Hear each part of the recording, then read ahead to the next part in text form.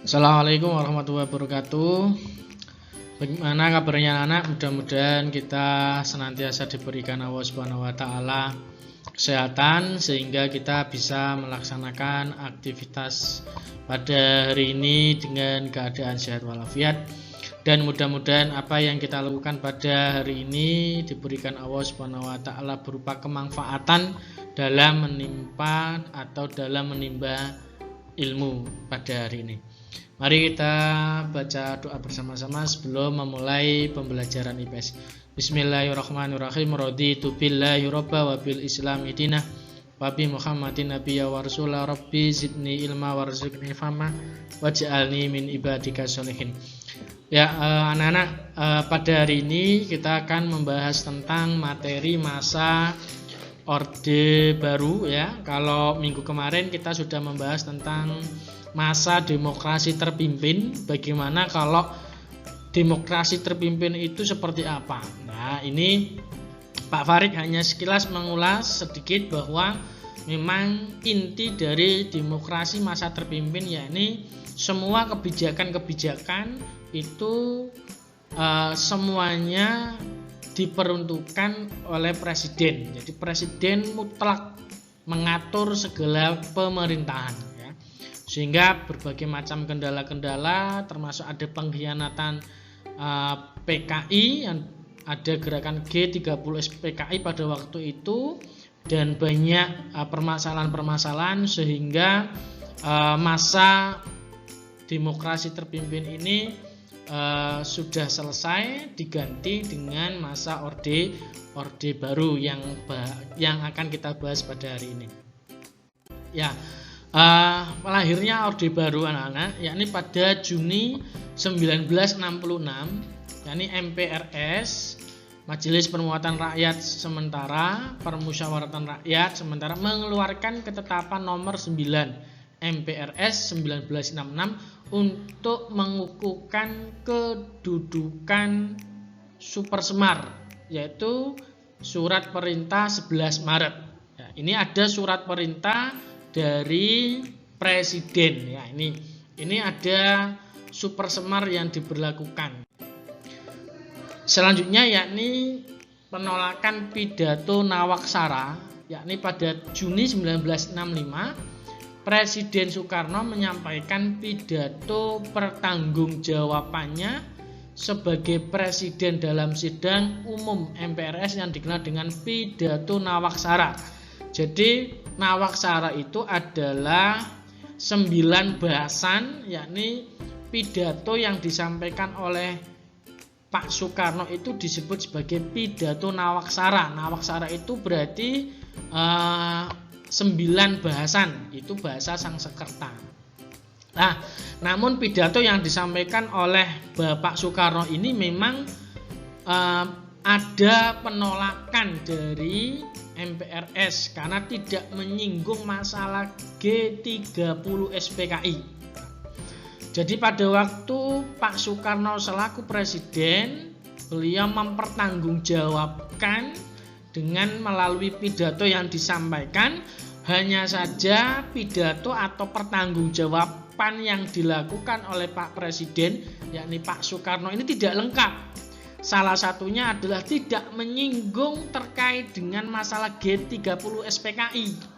Padahal seharusnya harus dimunculkan karena memang dengan kebiadaban yang dilakukan oleh PKI pada waktu itu sehingga adanya pengkhianatan yang luar biasa dan alhamdulillah bisa ditumpas, dibabat habis PKI, bahkan bisa dibubarkan. Ini pidato yang ditolak karena memang pada saat itu Pak Soekarno belum membahas atau tidak menyinggung masalah G30 SPKI ya, dan bagaimana proses ekonominya pada waktu itu pun juga masih sangat terpuruk. Pada 10 Januari 1967 Presiden Soekarno kembali menyampaikan pidato pertanggungjawaban di hadapan anggota MPRS dan DPR GR. Pidato tersebut dituangkan dalam Surat Presiden RI nomor 1 Pres 1967 dan diberi nama pelengkap Nawaksara. MPRS juga menolak pidato pertanggungjawaban tersebut. Maka yang pertama, ketika memang Presiden melakukan pidato pertanggungjawaban, yang pertama itu ditolak karena memang tidak lengkap. Ternyata pada tanggal 10 Januari pun juga sama. Ini Presiden melakukan pidato pertanggungjawaban kepada MPRS dan DPR karena memang masih belum lengkap, tidak disinggung juga terkait dengan G30 SPKI, tidak disinggung dengan bagaimana persoalan ekonomi pada waktu itu, ya, dari segi sosialnya dan semuanya. Ini masih banyak sekali yang tidak disinggung. Maka ketika pelengkap Nawaksara ini tetap dari pihak MPRS menolak pidato pertanggungjawaban tersebut. Nah, selanjutnya yakni pelantikan Soeharto sebagai presiden atau sebagai pejabat presiden. Pada tanggal 12 Maret atau pada tanggal 7 sampai 12 Maret 1967, MPRS mengadakan sidang istimewa yang menghasilkan ketetapan, ya, pada nomor yang sudah tertuang, ya. Pada tahun 1967, MPRS menarik mandat Presiden Soekarno atas segala kekuasaan. Perlu diketahui bahwa pada masa demokrasi terpimpin, yakni ada kebijakan bahwa Presiden pada waktu itu sampai seumur hidup. Namun pada sidang istimewa ini MPRS pada tahun 1967, MPRS menarik mandat Presiden Soekarno atas segala kekuasaannya, termasuk menarik Presiden Soekarno sebagai presiden seumur hidup. Jadi ditarik semua mandatnya, ditarik semua kekuasaan dari Pak Soekarno ini. Maka MPRS mengangkat Soeharto sebagai pejabat presiden pada 12 Maret 1967. Setelah setahun sebagai pejabat presiden, Soeharto dilantik menjadi Presiden Republik Indonesia berdasarkan ketetapan, ya, yang sudah ditetapkan pada tahun 1968. Sesuai dengan yang ada di PowerPoint ini, Presiden Soeharto resmi dilantik sebagai Presiden Republik Indonesia pada 27 Maret 1968. Maka pada tanggal 27 Maret ini secara resmi Pak Soeharto dilantik sebagai Presiden RI yang kedua. Ini menggantikan Pak Soekarno. Ketika Pak Soeharto sudah menjadi presiden, maka banyak PR, banyak pekerjaan yang harus dilakukan oleh Pak Soeharto pasca lengsernya Pak Soekarno, atau pasca berhentinya atau pasca diberhentikannya Pak Soekarno sebagai presiden. Yakni yang pertama adalah penataan stabilitas politik, penataan agar politik pada waktu itu lebih tenang, lebih seimbang, tidak ada kegaduhan seperti yang terjadi pada tahun-tahun sebelumnya, seperti pada masa demokrasi sebelumnya. Yakni bagaimana caranya? Yakni upaya pemerintah Orde Baru untuk menciptakan stabilitas politik, yaitu normalisasi hubungan Indonesia-Malaysia. Jadi pada waktu ada di demokrasi terpimpin Indonesia yang pada waktu itu memang masih dipimpin oleh Pak Soekarno sebagai presiden, ada konfrontasi atau ada konflik istilahnya antara Indonesia dengan Malaysia. Namun karena memang sekarang di tanggal 27 Maret itu Pak Soeharto sudah menjadi presiden, maka beliau melakukan kebijakan yakni penataan stabilitas politik. Yang pertama tadi apa? Yang pertama adalah normalisasi, menjalin hubungan kembali dengan Malaysia yang dulunya sempat bersih tegang. Yang kedua yakni memprakarsai pembentukan ASEAN. ASEAN ini adalah komunitas negara-negara Asia Tenggara, ya. Salah satunya juga Indonesia, dan masuk kembali menjadi anggota PBB. Ya, ini perlu diperhatikan anak-anak bahwa pada waktu itu di masa demokrasi terpimpin Indonesia sempat keluar dari PBB karena dengan berbagai macam permasalahan, sehingga ketika Pak Soeharto sudah menjabat presiden, maka beliau masuk kembali atau RI masuk kembali menjadi anggota PBB. Pelaksanaan dui fungsi atau dua fungsi ABRI. Ya, kalau kita sekarang lebih mengenal Tentara Nasional Indonesia, tetapi kalau zaman dulu itu istilahnya adalah ABRI, Angkatan Bersenjata Republik Indonesia. Tapi sekarang dirubah menjadi TNI. Nah, dua fungsi ABRI atau dui fungsi ABRI merupakan konsep yang membentuk hubungan harmonis antara militer dan sipil atau masyarakat. Peran anggota ABRI dalam bidang militer harus seimbang dengan perannya sebagai warga negara dalam bidang sosial dan politik. Selanjutnya, pada masa Orde Baru banyak anggota militer yang menjadi pejabat sipil, seperti menjadi kepala daerah atau anggota DPR atau MPR. Keadaan ini sebagai dampak pelaksanaan dui fungsi ABRI pada masa Orde Baru. Nah, berarti masa Orde Baru itu adalah masa di mana Pak Soeharto memimpin negara Republik Indonesia. Ya. Nah, pada waktu itu memang ada dui fungsi, bahwa ABRI atau TNI atau polisi, kalau dulu memang ABRI, yakni TNI, diperbolehkan ketika mereka menjadi TNI atau ABRI itu mereka juga bisa menjabat sebagai kepala negara, ya bupati, DPR atau MPR pada waktu itu. Selanjutnya, kalau kita lihat pada masa Pak Soekarno sebagai presiden itu banyak sekali partai-partai politik, ya, seperti Masyumi, Partai NU dan sebagainya. Tetapi ketika sudah masuk di masa Orde Baru, yakni masa Pak Soeharto menjadi presiden, ada penyederhanaan partai politik dan pemilu. Hanya ada 3. Yang pertama adalah P3, Golongan Karya, dan PDI, Partai Demokrasi Indonesia. Bukan PDIP ya, tapi Partai Demokrasi Indonesia. Pemilu pada masa Orde Baru diselenggarakan pada 1971, 1977, 82, 87, 92 dan 97.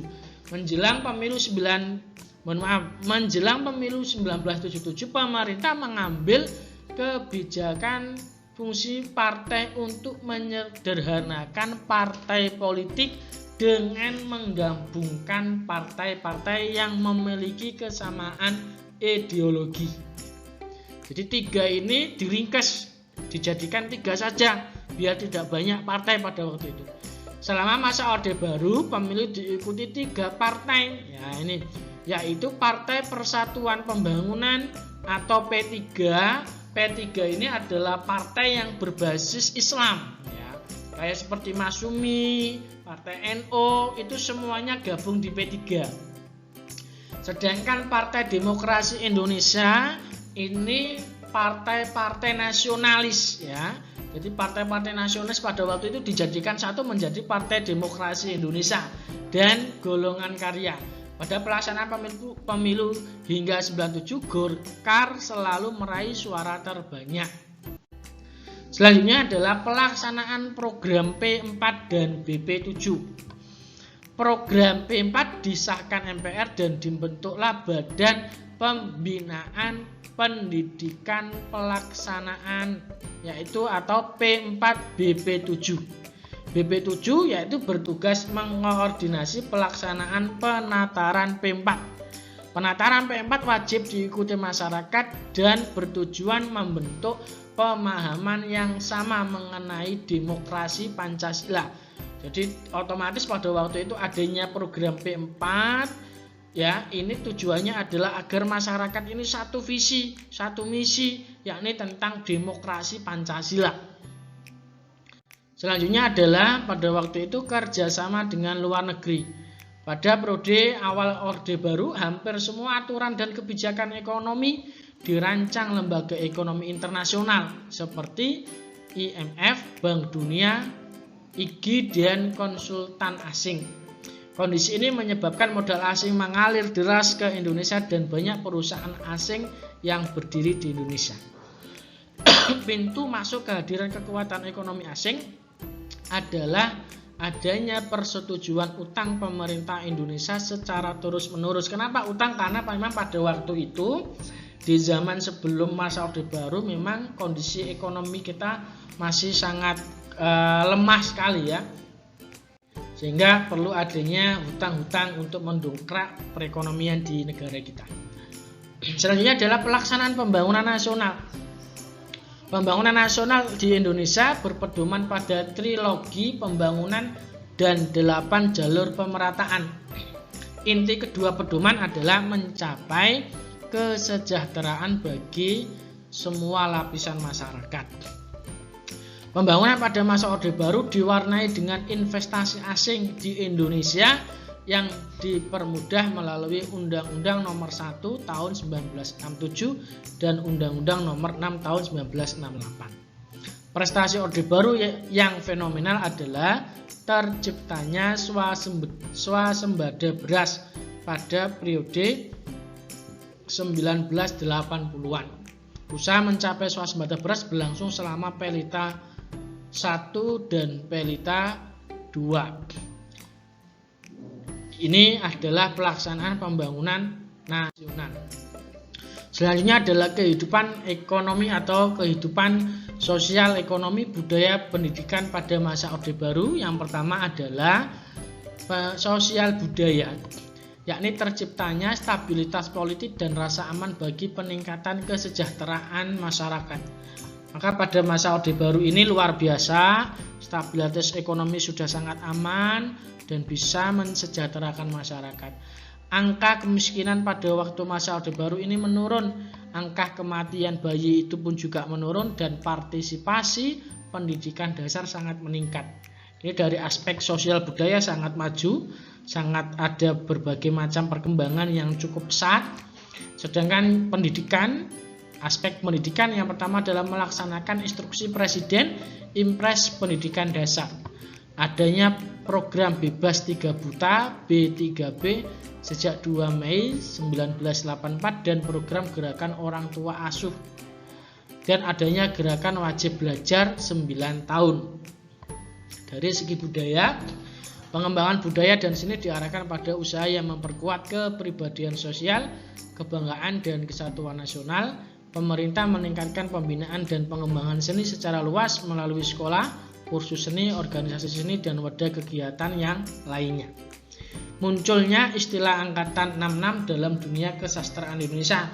Sastrawan periode ini memiliki ciri-ciri memurnikan kembali Pancasila. Jadi pada masa Orde Baru, inti ya kesimpulannya bahwa dari segi aspek budaya, aspek politik ini sudah sangat bagus sekali. Dari aspek ekonomi ini pun juga sangat bagus. Sudah ada perkembangan yang cukup pesat ya. Ketika Pak Soeharto di masa Orde Baru memimpin selama 32 tahun ya. Namun di akhir beliau menjabat, memang ada berbagai gejolak-gejolak di masyarakat, di mana masyarakat menginginkan Pak Soeharto untuk mundur dengan berbagai macam seperti yang ada, yakni terkait dengan KKN yang terjadi pada waktu itu dan sistem pemilihan kepala-kepala pemerintahan dan sebagainya memang tidak transparan sehingga di akhir ada gejolak penurunan. Namun dari sisi yang lain secara tidak langsung setiap masa atau periode pasti ada positif dan negatifnya, dan di masa Orde Baru ini pun juga sangat banyak sekali terkait dengan positifnya walaupun juga ada kekurangan.